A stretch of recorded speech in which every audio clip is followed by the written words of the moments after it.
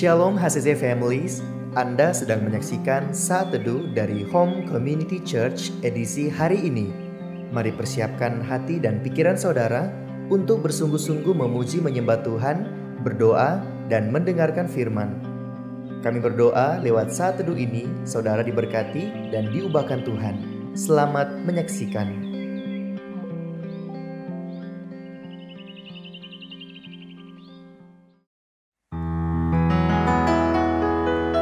Shalom HCC Families, bagaimana kabarnya hari ini?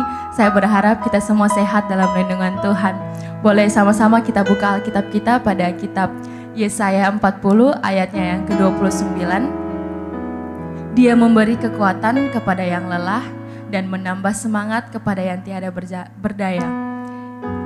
Kita sama-sama tahu bahwa di dalam Tuhan kita punya kekuatan yang baru, kita punya semangat yang baru. Boleh sama-sama kita merenungi, kita siapkan hati kita untuk menyembah Tuhan. Kita memuji nama Tuhan karena hanya Tuhan yang layak kita sembah. Terima kasih Tuhan.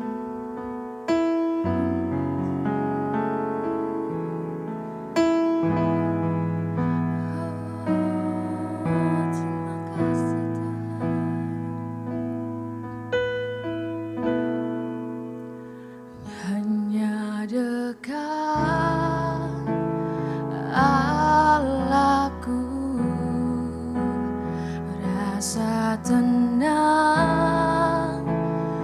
hatiku, kau sertai jalanku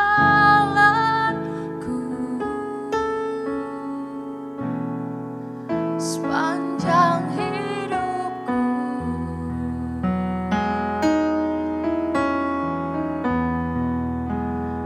Hanya dekat padamu ada kekuatan baru. Kaulah perlindunganku, keselamatanku.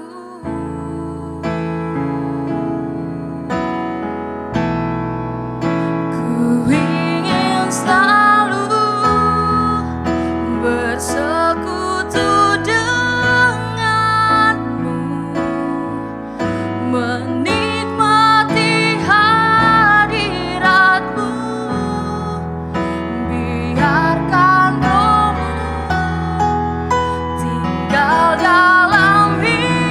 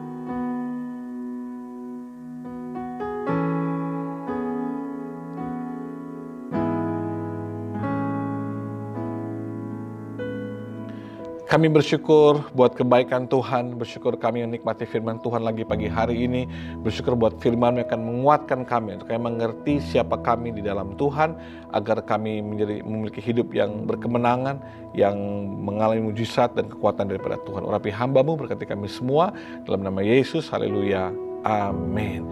Puji Tuhan, shalom saudara. Kita kembali lagi di seri Identitas dalam Kristus. Kalau kemarin kita sudah belajar bahwa kita adalah ciptaan yang baru, bukan ciptaan yang lama. Kita telah dibaharui, memang masih tubuh yang sama, tapi pola pikir yang berbeda, hati yang berbeda, cara hidup yang berbeda, kehidupan yang berbeda dari kehidupan kita yang lama. Itulah buah roh yang kita bisa nyatakan sebagai ciptaan yang baru, bahwa itulah identitas kita. Kita adalah ciptaan yang baru. Orang bisa bawa kita kepada masa lalu kita, tapi kita mesti ingat bahwa kita ciptaan yang baru hari ini, dan seterusnya karena penebusan di dalam Kristus. Bukan karena kehebatan, kekuatan kita, tapi karena penebusan oleh darah Kristus. Nah, hari ini kita mau belajar yang kedua. Apa sih identitas kita dalam Kristus? Karena begini, karena waktu kita mengenal identitas kita dalam Kristus, itu akan menolong kita punya hidup yang berkemenangan. Itu akan membuat kita melangkah dengan cara yang berbeda. Karena kita bukan anak ayam, kita anak elang. Kita harusnya bisa terbang, bukan patok-patok di tanah. Kita harusnya terbang tinggi bersama dengan Tuhan. Itulah identitas kita yang sebenarnya. Kita ciptaan yang baru, dan hari ini kita akan belajar bahwa kita adalah anak Allah. Roma 8 ayat 17. Ini suratnya Paulus kepada jemaat yang ada di Roma. Dia bilang ini, dan jika kita adalah anak, dia bilang, maka kita juga adalah ahli waris. Ya, karena anak pasti punya hak sebagai ahli waris yang akan diberikan. Itu otomatis memang sudah menjadi bagiannya, bukan karena dia baik atau enggak baik, tapi itu menjadi bagiannya karena ahli waris. Ada hubungan darah ya, sebagai anak. Maksudnya adalah orang-orang yang berhak menerima janji-janji Allah, yang akan menerimanya bersama-sama dengan Kristus. Perhatikan ya, yang akan menerimanya bersama-sama dengan Kristus, yaitu jika kita menderita bersama-sama dengan Dia, supaya kita juga dipermuliakan bersama-sama dengan Dia. Nah, pada waktu itu orang jemaat yang ada di Roma sedang mengalami penindasan, mengalami penderitaan yang luar biasa, dan ayat ini menjadi penghiburan buat mereka bahwa penderitaan mereka itu nggak sia-sia, bahwa itulah tandanya mereka sebagai anak, sebagai ahli waris. Karena memang hari itu mereka menderita bersama dengan Kristus, tapi pada akhirnya mereka juga akan dipermuliakan bersama dengan Kristus. Nah, banyak orang Kristen nggak mengerti ini. Dia tidak mengerti bahwa kita punya identitas di dalam Kristus sebagai anaknya waktu kita percaya kepada Dia. Saya punya 2 orang anak, Harvest dan Given. Kenapa mereka jadi anak saya? Karena ada hubungan darah. Ya, ada hubungan darah antara saya dengan kedua orang anak saya. Kita sebagai anak Allah, kita punya hubungan itu karena apa? Karena darah Kristus, karena salibnya kita menjadi anaknya, menjadi miliknya. Waktu kita percaya kepada Kristus, kita menjadi ciptaan yang baru. Sebagai ciptaan yang baru, kita yang dulunya hamba mungkin, kita yang dulunya nggak punya status apa-apa, kita menjadi anak, diangkat menjadi anaknya. Wah, ini luar biasa saudara, menjadi anaknya. Nah, banyak orang pengen warisan sebagai anak Allah, tapi dia nggak pengen hidup di dalam Kristus. Padahal kita harus hidup bersama-sama dengan Kristus. Karena ayat ini bilang menerimanya bersama-sama dengan Kristus. Kita nggak bisa menerima warisan sebagai anak Allah apabila kita hidup di luar daripada Kristus. Artinya kehidupan kita adalah kehidupan yang sesuai dengan firman Tuhan. Wah, tapi kan saya belum sempurna Pak Pendeta. Siapa yang harus menuntut saudara sempurna? Tapi dari hidup kita ada usaha dari kita untuk melakukan setiap kebenaran firman Tuhan. Itulah hidup bersama dengan Kristus. Maka ayat ini bilang, jika kita menderita bersama-sama dengan Dia. Penderitaan di sini nggak bicara sudah dicambuk, sudah disalibkan, terbalik, sudah dipukul orang, enggak. Tapi bagaimana kita berusaha hidup dalam kebenaran sesuai firman.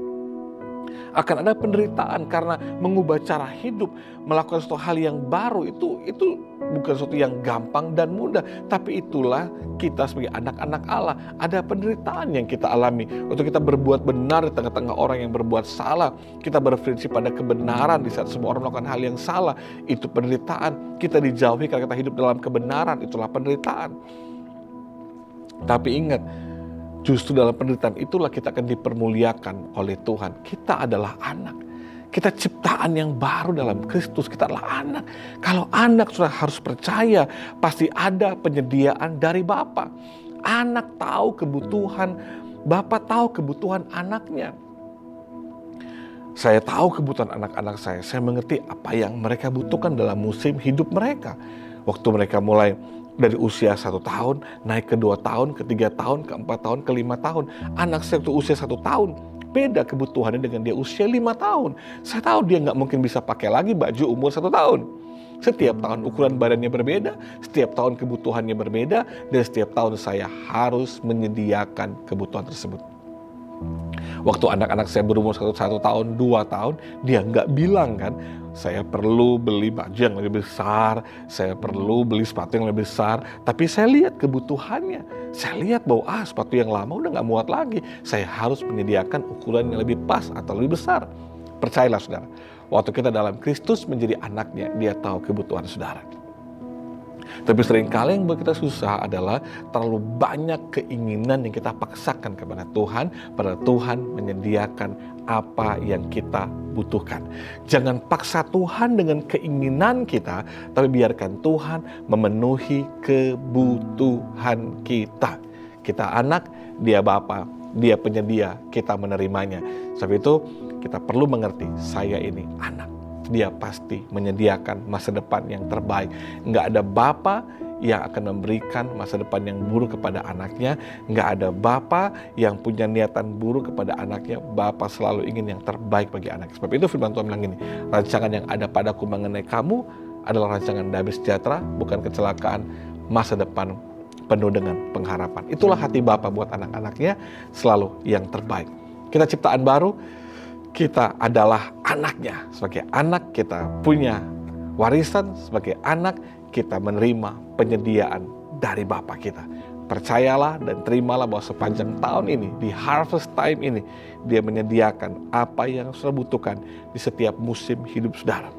Dia yang mengerti kebutuhan saudara, kebutuhan anak-anakmu, kebutuhan keluargamu, kebutuhan bisnismu, kebutuhan pekerjaanmu, kebutuhan keuanganmu, dan percayalah, dia menyediakan sesuai dengan apa yang saudara perlukan dan saudara butuhkan, dan dia akan sediakan semuanya agar lewat semua itu nama Tuhan dipermuliakan.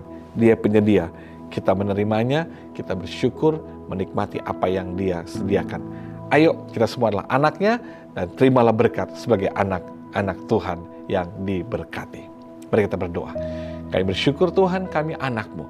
Kami bersyukur bahwa kami disediakan oleh Tuhan apa yang kami butuhkan, apa yang kami sediakan. Kami percaya sepanjang tahun ini Tuhan, hari demi hari, setiap minggunya, bulan demi bulan, Tuhan sediakan apa yang anak-anak kami butuhkan, apa yang keluarga kami butuhkan, apa yang usaha kami butuhkan, pekerjaan kami butuhkan, bahkan apa yang gereja ini butuhkan. Percaya Tuhan sudah menyediakannya. Terima kasih Bapa yang baik. Penyediaan-Mu sempurna buat kami semua. Dalam nama Yesus kami dikuatkan. Amin. Hari ini pastikan bahwa saudara ada dalam Kristus. Kalau firman ini menguatkan saudara, mari kembali kepada Tuhan. Jadi anak-anaknya, anak-anak kesayang Bapa di surga.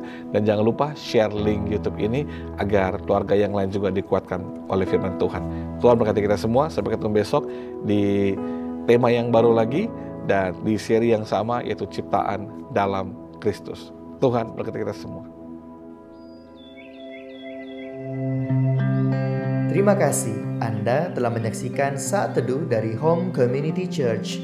Jika saudara merasa diberkati dengan video ini, mari bagikan video ini ke kerabat atau keluarga saudara, agar semakin banyak orang yang diberkati. Dan agar saudara tidak ketinggalan setiap video terbaru dari HCC, silakan tekan tombol subscribe dan nyalakan notifikasi. Sampai ketemu di video berikutnya. Tuhan Yesus memberkati.